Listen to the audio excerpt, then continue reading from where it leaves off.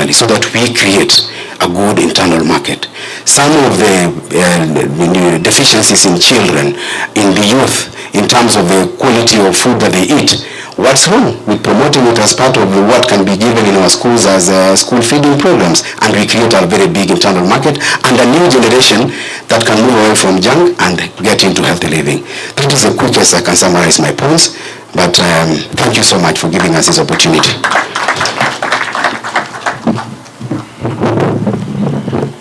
Ninayempatia nafasi ni Priscilla Nyokabi. Tafadhali fanya summary kwa kila kitu tunaongea kwa sababu ya muda. Tuko wengi. Karibu Priscilla.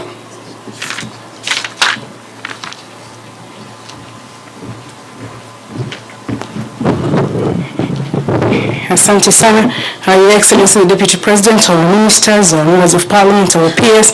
Naongea kwa niaba ya wakulima wa Nyeri County, ambapo hata sisi tunakimbiza Murang'a katika namba ya kukuza parachichi. In Nyeri County, we are now at 14,946 metric tons, and in 2022, 896.7 million. We are looking to grow that in a big way. Our key issues are: one, a harmonized tax regime, a single tax as far as possible, simplified, and in relation to Article 2095 of the Constitution, the tax that allows the product to move, and county by county, there is harmonization of that tax. That's going to spend a lot of time, and already the members of parliament are on it on the reforms. Awareness, when that tax comes, if it is eatings, if it is PIN, a lot of awareness, but as far as possible, the tax higher up in the value chain, not on the primary producers. In terms of aggregation centers, and we are very happy with the private aggregators, including in Nyeri, but county-based aggregation centers. Narumoru, where Waziri, we have the County Industrial Park, the KAIP is in Narumoru, but also Ambogo Farm, which is much better nearer the highway, together with value addition at county level. On support to counties, farmers mobilization, we still need a lot of groups, a lot of cooperatives, but also incentives. There was a fund for avocado farmers, the SAFER fund, but we need more funds and incentives. The average age of a farmer in Mount Kenya and other regions is 63 years. We are proposing, Your Excellency the Deputy President, that women and youth are more involved in this sector. More women, and we are saying women is sure bet. So more sure bets and more young people in this sector as well. Traceability mechanism, because of the problem of immature avocados, we prefer a traceability mechanism for all our avocado farmers. When the avocados are from Nyeri, they can be traced to Nyeri, from Murang'a, from everywhere, so that traceability mechanism deals with the issue of quality and also helps us with the requirements in the EU standards.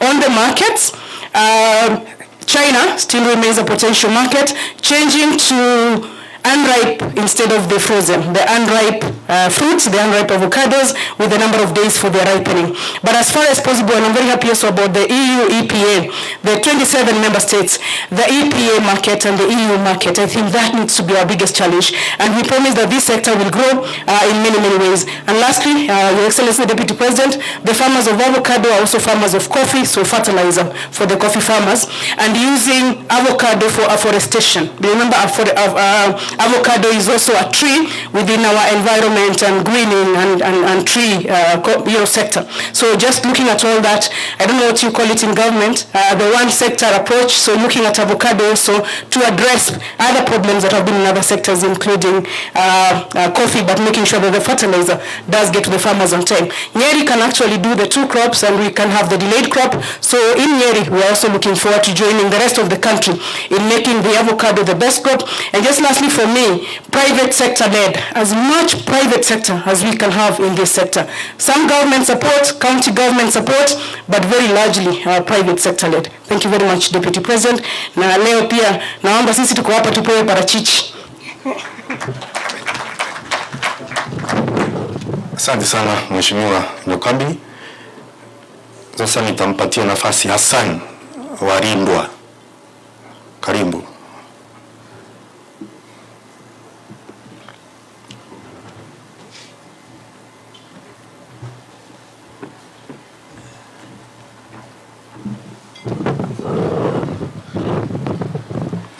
Deputy President of the Republic of Kenya and all protocols observed, good afternoon. Mr. Deputy President, first of all, by us being here, we are very happy, and at the same time, we are very disappointed by what has happened in this finance bill. MPs wako hapa wamejitetea, lakini kama wakulima tunakataa mlichotuambia. Mkipewa karatasi kubwa ambao mnafaa kuangalia a document, kama huo muda haikutoshi, sema haiwezekani, nataka mwaka moja, mwaka mbili niangalie. Usipitishe kitu ambacho kinazurudisha mali kama hii. Hapa kuna wafanyabiashara, kuna wakulima ambao wangekuwa wanafanya kazi nyingine sahihi. Mwingine angekuwa anakamua ng'ombe yake, mwingine angekuwa anaangalia avocado yake. So kuna shida ambayo tunayo pande hii. Kitu ya kwanza ni kuwa hii teams vile inavyopitishwa kwa wakulima pale ambapo wanakaa. Kitu ya kwanza, hatujafikisha huduma za kutosha. Wengine hawana stima, wengine teknolojia hawana ya kisasa, na pia huyu mkulima analipa ushuru kwa kile kitu ambacho ananunua. Hii fertilizer ambayo tunasema ni subsidized, hatuioni mahali iko. Kuna madawa kwa parachichi ambazo zinafaa kutumika, ndio tuweze kuiangalia. Mwenzangu aliyekuwa hapo mbele yangu amesema kuwa kuna zile madawa za kuangalia black spots na vitu kama hizo. Hizo madawa pia ni bei kali. Na kwa hivyo inamaanisha nini? Inamaanisha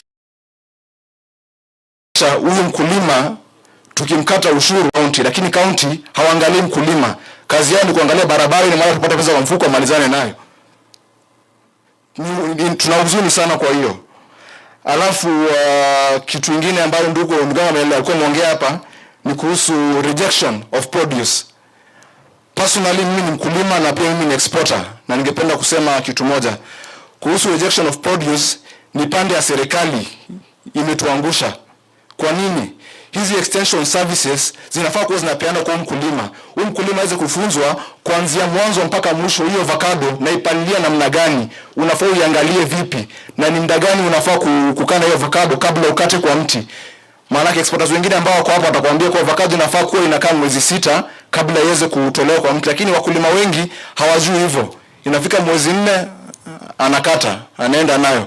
Na pia Madam Christine Chesaro ako hapa, anaweza kukusaidia kwa hapo kwa mambo ya extension, na ana timu nzuri itamsaidia. Na pia the same time hana watu wa kutosha kufanya kazi. Sasa kwa exporters wanafaa kwa kila consignment kabla iende lazima wafanye kitu inaitwa inspection. Na hii inspection inafanywa na HCDA na inafanywa na KEFIS. Unapata mara KEFIS wanakuambia hawana magari, HCDA pia hawana watu wa kutosha kufanya hiyo kazi. Kuna shida, na the same time hii mzigo kwa port ina wakati ya kuingia. Sasa kwa sababu ya serikali imetufail kwa pande moja, hii mzigo yangu ya milioni 3 itawachwa na mkulima atakosa kulipwa, itakuwa namna gani? So kwa hivyo tunaomba sana mtuweze kutuangalia kwa pande hiyo. Na pia Your Excellency, hii sekta ya avocado imeweza kuajiri vijana wengi sana, na hii masuala ya e-teams itaangusha hii biashara. Na hiyo itamaanisha nini? Vijana hao wote kwa ile kazi nzuri ambayo wameweza kufanya watarudi kwa madarati. Maana watakosa kazi ya kufanya. Huyu mkulima ukimpata hiyo ushuru, hakuna kazi ataweza kufanya. Atakata miti na arudi nyumbani afanye kazi nyingine. Hii sector imeemploy vijana wengi. Actually I think I'm the youngest exporter in Kenya. Na mimi pia ni mkulima. Naweza kuelezea kuwa hii sector imeshikilia vijana wengi sana. Mimi niko miongoni mwao. So tungeomba bakala vitu vingine zifanywe, muweze kuongea na washikadau kabla hii mambo ya e-teams ifanywe. Pia kama ni kwa parliament, muite washikadau, si wanasiasa. Muite wakulima, muite aggregators, muite exporters, waweze kuongea pale na waweze kueleza hizi vitu zinaweza kuweza kufanywa. Maana siasa na ukulima na biashara ni vitu tofauti. Ndio zina uhusiano. Lakini lazima tuone njia tufanye kazi kwa kimoja. Ndio tuweze kuendelesha hii nchi kupeleka mbele. Na ndugu yangu alikuwa ameongea pia kuhusu bei ya matunda. Acha niachie exporter kidogo. Hii bei ya matunda huwa inadiktetiwa na ile soko ambayo iko pale nje. Matunda ikiwa kidogo, bei inakuwa juu. Ikiwa mingi, bei inaenda chini. So ni kila mtu anapata every person gets the right amount at the right time. Na pia mkulima pia nyinyi mkiweza kumsaidia na mumpe extension services na quality ya Kenya iende juu, tutapata bei nzuri. Asante.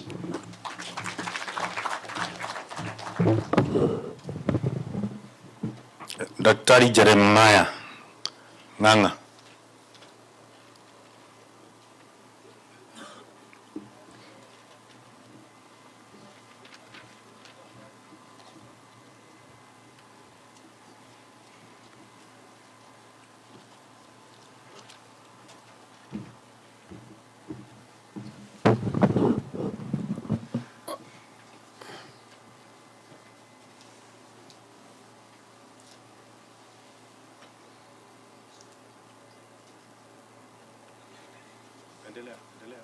Good afternoon, Your Excellency.